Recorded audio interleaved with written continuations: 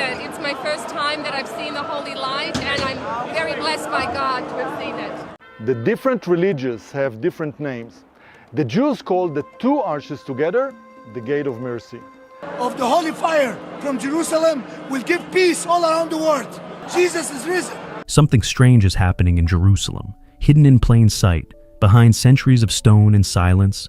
The ancient Eastern Gate, sealed for nearly 500 years, is reportedly showing signs of movement. Locals whisper, watchmen observe. Could it be just shifting ground? Or is it something far more profound? For generations, prophecy has pointed to this very gate, the one through which the Messiah is said to return. Now, with unusual activity stirring around it, many are asking, is this a divine sign? Is the King coming soon? Stay with us as we uncover the mystery of the sealed gate and what its possible opening could mean for the world. There is a place in Jerusalem where time doesn't feel linear. It feels paused, hidden behind the rhythm of modern life, beyond the buzzing markets, the ancient stones, and the constant hum of devotion, is a gate.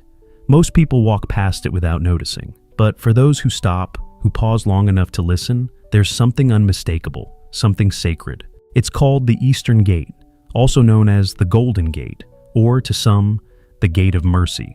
Set into the eastern wall of Jerusalem's old city, it is sealed tight, unmoved for centuries. To tourists, it's an architectural relic. To scholars and believers of biblical prophecy, it's something else entirely, a silent witness to eternity, waiting for a moment long foretold. The story of this gate isn't just stone and history, it's prophecy and politics, faith and fear. In the 16th century, Sultan Suleiman the Magnificent of the Ottoman Empire ordered the Eastern Gate to be sealed. No written decree explains why, but his actions spoke louder than words. Beneath the stones, he placed a Muslim cemetery, possibly as a spiritual barrier. According to Jewish law, priestly descendants cannot enter cemeteries without becoming ritually defiled. But what was Suleiman afraid of? Many believe he acted on whispers, echoes of Jewish prophecy that claimed the Messiah would enter Jerusalem through this very gate. To close the gate was not just a military or architectural move, it was symbolic. It was an attempt to prevent divine fulfillment. But history shows us, human hands cannot silence heaven's plans. The Bible never names the Eastern Gate directly, but its presence is deeply rooted in Scripture. In Ezekiel 43, the prophet sees the glory of the Lord entering the temple from the east. And earlier, in Ezekiel 10, he describes the departure of God's presence in the same direction. The pattern is clear: departure from the east, return through the east. Centuries later, that same direction bore witness to another quiet fulfillment. Jesus of Nazareth, on the eve of Passover, rode from the Mount of Olives into the city. He came not with swords or banners, but humbly on a donkey, just as Zechariah 9:9 foretold, "Behold, your king comes to you, lowly and riding on a donkey." That path would have led him straight through the Eastern Gate.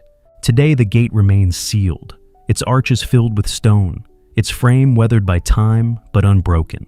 And yet, something is shifting. In recent years, quiet reports have emerged. Tour guides and engineers alike have noticed small misalignments, stones subtly shifting, even dust falling from unseen cracks. Some claim to have heard deep groans from within the gate's core, as if something ancient stirs behind the silence. To many, it's erosion, foundation shifts, natural decay. But to those who watch the signs, it may be more than geology. It may be prophetic preparation. In Matthew 24, Jesus spoke of signs, wars, rumors, trembling in the earth, and voices crying from the wilderness. He said, "Watch, for you do not know the hour." He didn't call us to fear, but to awareness, to spiritual alertness. Directly across from the Eastern Gate rises the Mount of Olives, a place rich in both history and prophecy. It was here that Jesus wept over Jerusalem, knowing the peace they rejected. It was here he ascended into heaven, and it is here, according to Zechariah 14, that he will return. On that day, his feet will stand on the Mount of Olives, facing east. From the mount to the gate, a divine line is drawn, a trajectory that stretches across centuries and into eternity, a path of presence, absence, and coming return. Isaiah 62:6 declares, "I have posted watchmen on your walls, Jerusalem. They will never be silent day or night. These are not just ancient words, they are active now. In every generation, there are watchers, not sensationalists, but those who see beyond headlines, who look not just with eyes but with discernment, who feel the rumbling in their spirit when prophecy begins to breathe. These watchers report what they've seen: tremors in the stone, fine dust falling for no reason, a weight in the air like something ancient is drawing near. Are they wrong, or are they hearing a whisper the world is too loud to notice? Jerusalem is not just a city. It is a spiritual epicenter. Mentioned over 800 times in Scripture, it is the past, present, and future stage of God's plan.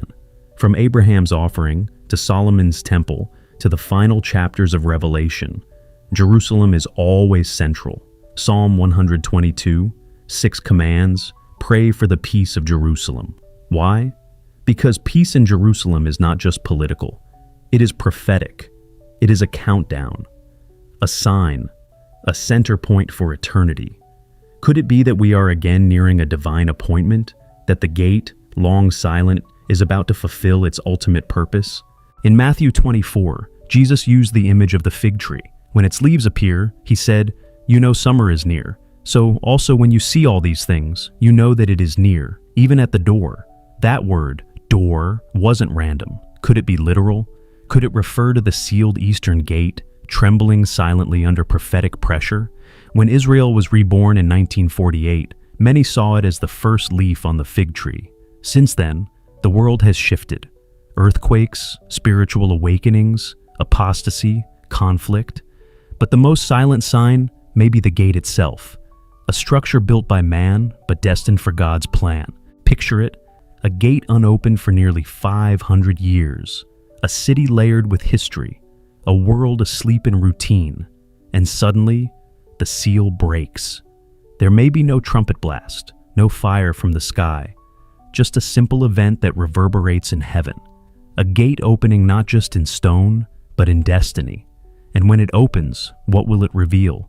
Not just a passage through a wall, but a king returning in glory, a moment where prophecy meets presence, where centuries of waiting are fulfilled in an instant. Are we ready? Because the signs are rising, the watchers are speaking, and the gate, it stirs. If you feel this message resonates with the times we're living in, don't just scroll past. Stay watchful, stay prayerful, because the King is not far. He is near, even at the gate.